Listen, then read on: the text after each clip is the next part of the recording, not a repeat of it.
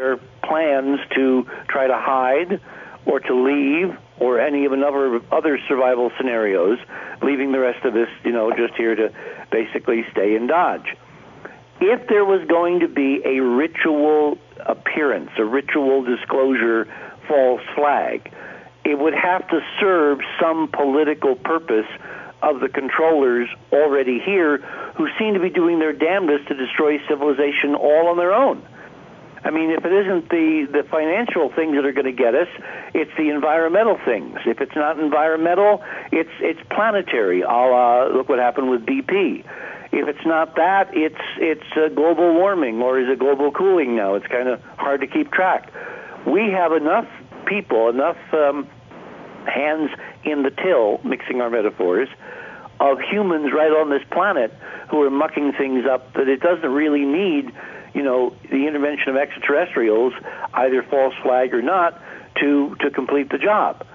The fact that it's not happened, and it does not seem to be happening according to that scenario, Bill, I think is very important. We'll call that the Independence Day scenario. Beginning in December of 2009, the day before Obama was going to go and pick up his Peace Prize there in Norway, when the Norway spiral appeared, and I've done a very extensive, with the help of some other people, analysis on Enterprise. Just go to enterprisemission.com and look for the Norway spiral stories. They're right there on the front page.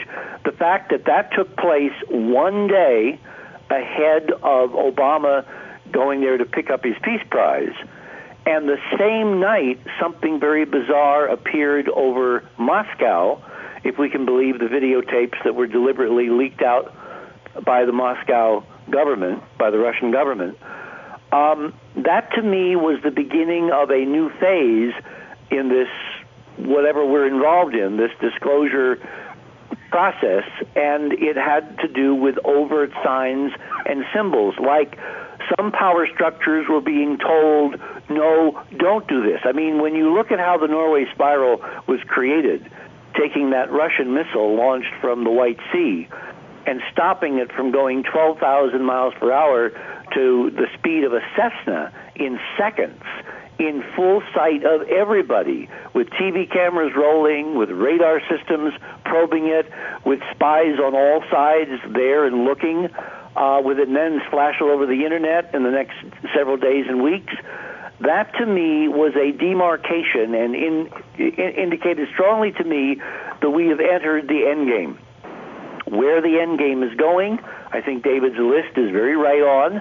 I don't know whether I would agree with him as to who's behind it. I think Fulford is very suspect because he's basically said everything, and at some point, anything happens, he'll be proven right on something. So, yeah, a clock that's stuck can be right twice a day. I think this is much more leveled, or layered, I should say. I think it has to do with histories of nations that are truly thousands of years old, like India, like China. I mean, Russia and the United States can't hold a candle to China and India in terms of their longevity. Why is India disclosing astonishingly important information vis-a-vis the moon with the quiet backing of the United States? Why has India made a deal with Putin to send Indian cosmonauts together with Russian cosmonauts to the moon in joint USSR, because we'll call Putin's version that, and Indian cooperation in a manned mission to the moon in the next several years? The fact of the matter is, I think that if there is a disclosure calendar, that our guys, the human guys, are basically amateurs when it comes to the real guys who, in the form of one intel agent who talked to me about a year ago, he said, and I quote, "Someone new has shown up and we don't like them," which I took to be very encouraging, because if someone representing the power structure on Earth says someone new has shown up and we don't like them, then maybe the enemy of my enemy is my friend. Thoughts? Actually, Richard, thank you for saying that. I have background intelligence to the same effect, that someone new has shown up. We've also got that documented by Stuart Swerdlow on my previous teleconferences that Rebecca Jernigan and I did in the past year, and I encourage everyone to listen to those. They're fascinating. Alex Collier and Stuart Swerdlow going head-to-head and agreeing on very many things is very, very fascinating to listen to, so I encourage people to go back and purchase that $10 stream, which was quite fascinating. Anyway, I think that's very interesting, Richard. I appreciate the notion of the U.S. and India saying they're going to the moon, but I have to say that this is for the benefit of the populace. This is PR, NASA style, and I have to say that, as you know and we know, and we've got countless witness testimony in this regard, there is an off-world bunch of civilizations going on Mars, on the moon, bases, and possibly even at this point terraforming other planets. It's been going on so long, and this is so scandalous. The division between the secret, very, very secret levels of government and the so-called stage play that we are participating in here on Earth. That at this point, I think that obviously you, I, Project Camelot, Bill, and David Wilcock, we are all being used as instruments of disclosure to sort of try to catch up the individual who is willing to listen. Unfortunately, those people are not that plentiful, but they are growing, and that's really, really crucial. So at this moment, I do want to say that we are going to run longer because of the technical issues we had initially, and we are going to take questions very shortly here. It is now 4:35. This conference was originally 3 hours in length, but we will go over at least a half hour over to allow for an hour's worth of questions, during which we can also continue to dialogue depending on what happens.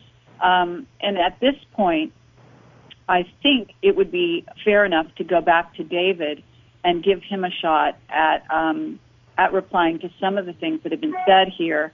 At the same time, I want to say that we can open the floor for, as I said, for questions. So I'm going to unmute David. And David, are you there? And I will have to put him on the screen at the same time, so bear with me here. Okay. So, yeah, this is obviously a convoluted and complex subject. I wanted to point out that I did hear from a very credible insider that the TR-3B, or Flying Black Triangle, is an aircraft carrier.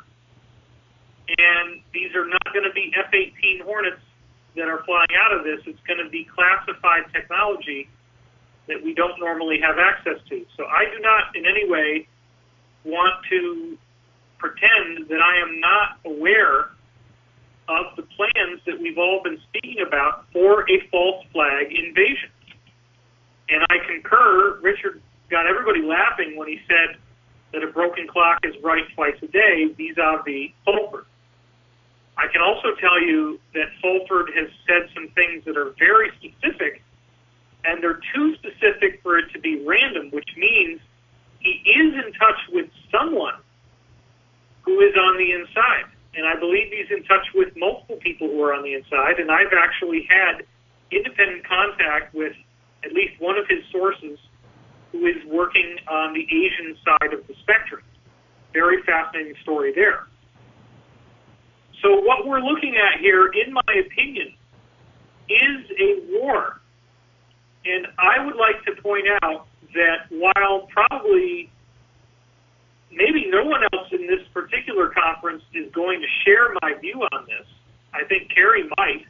I think Bill probably wouldn't. I think Hoagland might sort of think of it in a different way. But let me try to find a way to express what I feel is going on that makes some sense. And I think this is going to tie it back into personal empowerment, because what I did not want this conference to be is you out there listening to us basically having to sit there and wait patiently and hope that something is going to happen.